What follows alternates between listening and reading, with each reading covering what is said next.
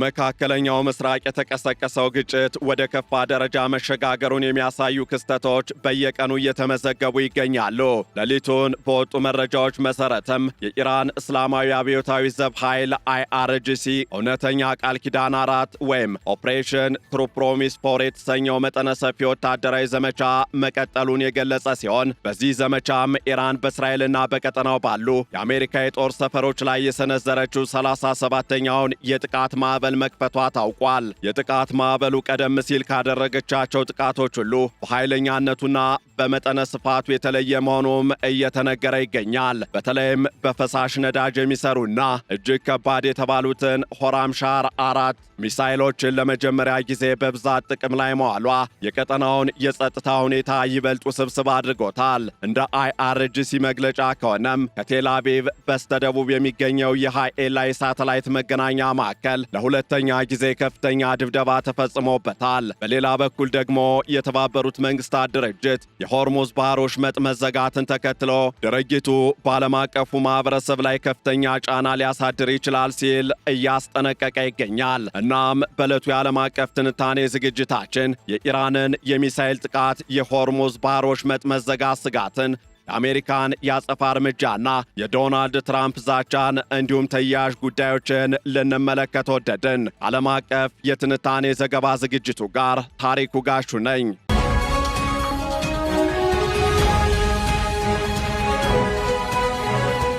ባለፉት 11 ቀናት በመካከለኛው ምስራቅ የተቀሰቀሰው መጠነ ሰፊ ጦርነት በአሁኑ ወቅት ወደ አስከፊና ዓለም አቀፋዊ ስጋት ወደ ደቀነ ደረጃ ተሸጋግሯል። ሌሊቱን የወጡ ዘገባዎች እንደሚያመለክቱት ከሆነም የኢራን እስላማዊ አብዮታዊ ዘብ ወይም IRGC እውነተኛ ቃል ኪዳን 4 ወይም ትሩ ፕሮሚስ ፎር የተሰኘውን መጠነ ሰፊ ወታደራዊ ዘመቻ በመክፈት እንዲሁም በማጠናከር የአጸፋ እርምጃና የማጥቃት እንቅስቃሴውን ማጠናከሩን እየገለጸ ይገኛል። በዚህም በቀጠናው በሚገኙ የአሜሪካ የጦር ሰፈሮች ላይ እጅግ አውዳሚ የተባለለትን 37ኛውን ዙር የሚሳኤል ጥቃት ሰንዝሯል። ይህ ጥቃት ቀደም ሲል ከነበሩ ዙሮች ለየት የሚያደርገው ደግሞ ኢራን ሆራምሻር 4 የተሰኙትን እጅግ ከባድና ዘመናዊ ባለብዙ ተተኳሽ ወይም መልቲ ዋርሄድ ሚሳኤሎችን በብዛት ጥቅም ላይ መዋሏ ነው። በሌላ በኩል ደግሞ የዓለም የነዳጅ መስመር በሆነው የሆርሙዝ ባህር ወሽመጥ ላይ የተደቀነው አደጋ የዓለምን የምጣኔ ሀብት ሁኔታ እያናወጠው ይገኛል። ኢራን በወሽመጡ ላይ የባህር ውስጥ ፈንጂዎችን መቅበር መጀመሯን ተከትሎ አሜሪካ የኢራንን ፈንጂ ጫኝ መርከቦች በመምታት እርምጃ መውሰድ ጀምራለች። ይህም የሁለቱ ኃይሎች ፍጥጫ የቀጠናውን ሰላም ብቻ ሳይሆን የዓለምን የምግብና የነዳጅ አቅርቦት ዋጋ በእጅጉ እየፈተነው ይገኛል። በዚህም የኢራን እስላማዊ አብዮት ዘብ በሰጠው መግለጫ 37ኛው ዙር ጥቃት ለ3 ሰዓታት የቆየና በተለያዩ አቅጣጫዎች የተሰነዘረ የተቀናጀ ጥቃት ነው። ጥቃቱ በዋናነት በእስራኤል የንግድና የፖለቲካ ማዕከላት ላይ ያተኮረ ሲሆን በተለይም በቴል አቪቭ የሚገኘው እንዲሁም ለሞሳድ ቁልፍ የመረጃ መቀበያ ማዕከል ሆኖ እያገለገለ የሚገኘው ሃይኤላ የሳተላይት መገናኛ ማዕከል፣ ሃይፋ፣ ቤር ያዕቆብ እንዲሁም ምዕራብ ኢየሩሳሌም የጥቃቱ ኢላማዎች ተደርገዋል። እስራኤል በተጨማሪም በባህሬን መናማ የሚገኘው የአሜሪካ 5ኛ የባህር ኃይል ጦር ሰፈርና በኢራቅ አርቢል የሚገኘው የአሜሪካ ጦር ሰፈር በከባድ ሚሳኤልና በድሮን ጥቃት ተመትተዋል ተብሏል። አብዮታዊ ዘቡ ባወጣው መግለጫም በዚህ ጦርነት ውስጥ የምናስበው ስለ ጠላት ሙሉ በሙሉ እጅ መስጠት ብቻ ነው በማለት ግጭቱን የማያቆም መሆኑን በይፋ አስታውቋል። የኢራን ውጭ ጉዳይ ሚኒስትር አባስ አራግቺም ለፒቢኤስ በሰጡት ቃለ ምልልስ የጦርነቱ ጥላ ከሀገራችን እስካልተወገደ ድረስ ጦርነቱን አናቆምም ብለዋል። በዚህ ዙር ጥቃት ኢራን ለምን ሆራምሻር 4 ወይም ሆራምሻር 4 በሌላ በኩል ደግሞ ሃይበር ተብሎ የሚጠራውን ሚሳኤል አሁን ለመጠቀም ወሰነች የሚለው ጥያቄ የብዙ ወታደራዊ ተንታኞች ትኩረትን ስቧል። ሆራምሻር 4 የኢራን እጅግ ዘመናዊና አደገኛ የሚሳኤል ቴክኖሎጂ ውጤት እንደሆነም ይገለጻል። ይህ ሚሳኤል እስከ 2000 ኪሎ ሜትር የመምዘግዘግ አቅም ያለው ሲሆን 1500 እስከ 1800 ኪሎ ግራም የሚመዝን እጅግ ከባድ ፈንጂ የመሸከም አቅም አለው። የዚህ ሚሳኤል ልዩ ባህሪ ደግሞ ባለብዙ ተተኳሾችን ወይም ክላስተር ሙኒሽንስ መያዙ እንደሆነም ይገለጻል። ይህም በአንድ ሚሳኤል ብቻ ሰፊ ቦታን ማውደም እንዲችል እንዲችል ያደርገዋል። በተጨማሪም ሚሳኤሉ በፈሳሽ ነዳጅ የሚሰራ ቢሆንም በአጭር ጊዜ ውስጥ ለተኩስ ዝግጁ መሆን የሚያስችለው ቴክኖሎጂ የተገጠመለት በመሆኑ የጠላትን የመከላከያ ስርዓት ለማለፍ ምቹ ያደርገዋል። ኢራን ይህን ሚሳኤል አሁን ጥቅም ላይ ያዋለችው በእስራኤልና በአሜሪካ ላይ ከፍተኛ የስነ ልቦናና ወታደራዊ ጫናን ለመፍጠር እንዲሁም ስትራቴጂካዊ የኃይል ሚዛኑን ወደ እሷ ለማዘንበል በማለም እንደሆነ ይገመታል። ከሚሳኤል ጥቃቱ ጎን ለጎንም በሆርሙዝ ባህር ወሽመጥ ላይ እየታየ ያለው እንቅስቃሴ የዓለምን ማህበረሰብ ክፉኛ አስግቶታል። የሆርሙዝ ባህር ወሽመጥ በዓለም ላይ ካለው የነዳጅ ዝውውር 1/5 ወይም 20 በመቶ የሚያልፍበት ወሳኝ መተላለፊያ መሆኑ ይገለጻል። የኢራን አብዮታዊ ዘቡ ይህን ወሽመጥ ለመዝጋት የባህር ውስጥ ፈንጂዎችን መቅበር መጀመሩ ተዘግቧል። እንደ አሜሪካ የስለላ መረጃ ከሆነም ኢራን እስካሁን በአስራዎቹ የሚቆጠሩ ፈንጂዎችን የቀበረች ቢሆንም በመቶዎች የሚቆጠሩ ፈንጂዎችን በአጭር ጊዜ ውስጥ የመቅበር አቅም አላት።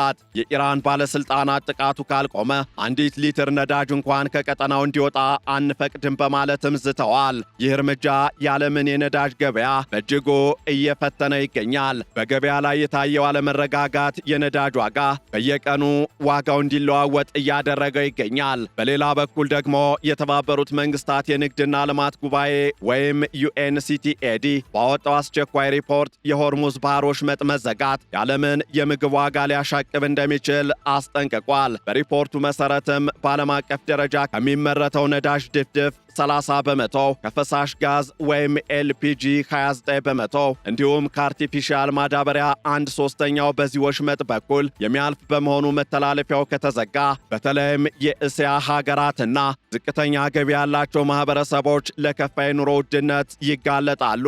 የተባበሩት መንግስታት ድርጅት ይህን የሞት ሸለቆ ተብሎ የተሰየመውን አካባቢ ለማረጋጋትና ዓለም አቀፍ የንግድ መስመሩን ክፍት ለማድረግ ጥሪ እያቀረበ ይገኛል።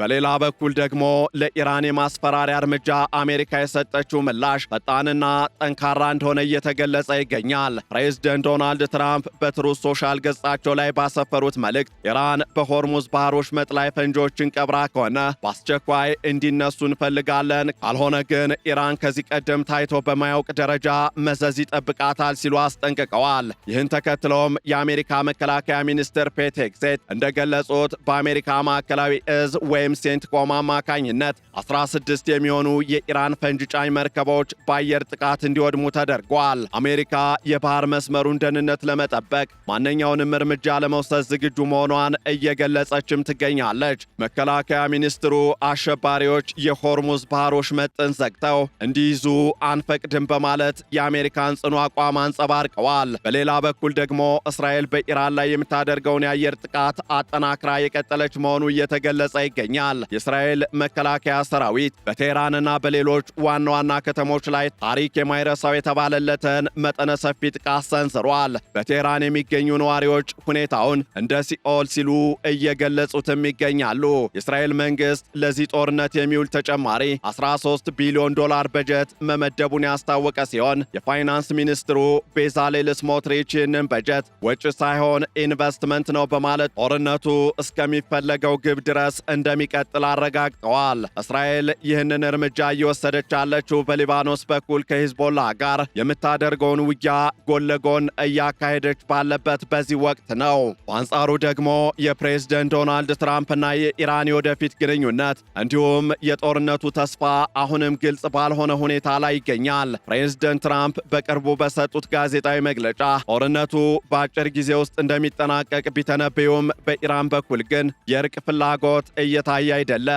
ኢራን በአሜሪካና በእስራኤል ጥቃት እስካሁን ከ1300 በላይ ሲቪሎች መገደላቸውንና 10,000 የሚጠጉ የሲቪል ተቋማት መውደማቸውን በመጥቀስ ጥቃቱ ሲቪሎችን ለማሸበርና ከፍተኛ ስቃይ ለማድረስ የታለመ ነው ስትል በተባበሩት መንግስታት በኩል ክሷን እያቀረበችም ነው። ከዚህ ጋር በተያያዘም የኢራን ፓርላማ አፈ ጉባኤ መሐመድ ቃሊባፍ እኛ የተኩስ አቁም አንፈልግም፣ አጥቂው ትምህርት እንዲወስድ በሌላ ጥቃት መመታት አለበት በማለት የኢራንን ግትር አቋም ዳግም አንጸባርቀዋል። የአሜሪካው ፕሬዝደንት ዶናልድ ትራምፕ በበኩላቸው ጦርነቱን በ4 ሳምንታት ውስጥ ለማጠናቀቅ ቢፈልጉም ኢራን አዲሱን የበላይ መሪ ሙጅታባ ኻሜኔን በመሾምና ህዝባዊ ሰልፎችን በማዘጋጀት የአገዛዝ ለውጥ ፍላጎት እንደሌላት እያሳየች ትገኛለች። የአሜሪካ ባለስልጣናት ለጦርነት ተጨማሪ $50 ቢሊዮን በጀት ሊጠይቁ እንደሚችሉም እየተነገረ ይገኛል። ይህ ሁኔታ የሚያሳየውም ጦርነቱ ትራምፕ እንዳሉት በቀላሉ የሚጠናቀቅ ሳይሆን ወደ ሰፊ ቀጠናዊና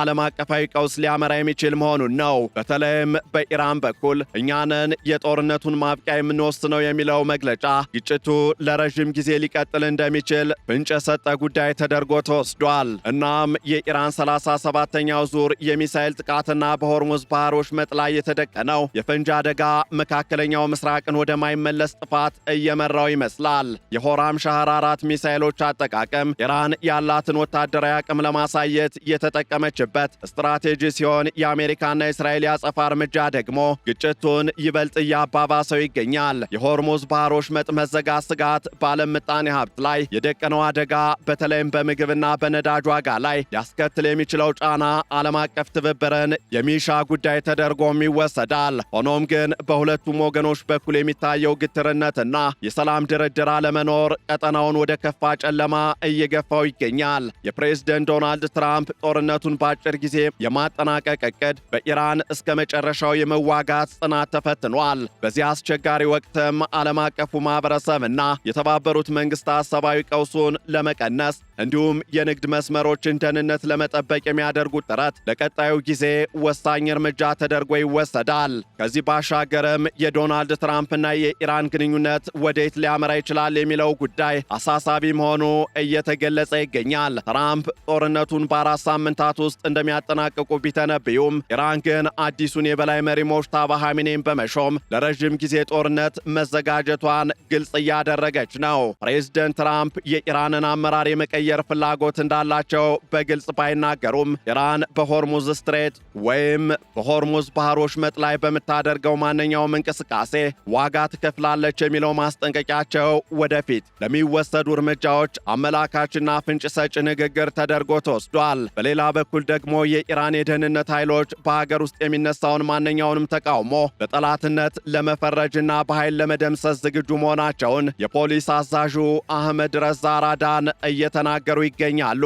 እናም በመካከለኛው ምስራቅ ያለው ሁኔታ ወደማይቀለበስበት ደረጃ እየተሸጋገረ ሲሆን የኢራን 37ኛው የጥቃት ማዕበልና የሆራም ሻህር 4 ሚሳኤሎች በጦር ሜዳ ተግባር ላይ መዋል፣ የሆርሙዝ የባህር ወሽመጥ መዘጋት ስጋት፣ የአሜሪካና እስራኤል የተቀናጀ አየር ድብደባ ቀጠናውን ወደ ታላቅ የጦርነት ቀውስ ውስጥ ከቶታል። የዓለም ምጣኔ ሀብት በነዳጅ ዋጋ መዋዠቅና በንግድ መስመሮች መዘጋት ሳቢያ ስጋት ላይ ወድቋል። በትራምፕ አስተዳደርና በኢራን አብዮታዊ መንግስት መካከል ያለው የቃላት ጦርነት ወደ ምድር ወታደራዊ እርምጃ ተቀይሮ የብዙዎችን ሕይወት እየቀጠፈ ይገኛል። ዓለም አቀፉ ማህበረሰብ ሁኔታውን በከፍተኛ ትኩረት እየተከታተለ ቢሆንም እስካሁን ያለው ሂደት ግን የዲፕሎማሲያዊ መፍትሄን ሳይሆን የወታደራዊ የበላይነትን ፍለጋ የሚያሳይ ሆኖ ቀጥሏል። የጦርነቱ መቋጫም በትራምፕ ትንቢት መሰረት በቅርቡ ይሁን ወይም በኢራን ዛቻ መሰረት እስከ ጠላት ሽንፈት የሚቀጥል ወደፊት የሚታይ ይሆናል። ይህንን ዓለም አቀፍ ትንታኔ ስናዘጋጅ ቢቢሲ፣ ሮይተርስ እንዲሁም ሲኤንኤንን በዋቢነት ተጠቅመናል።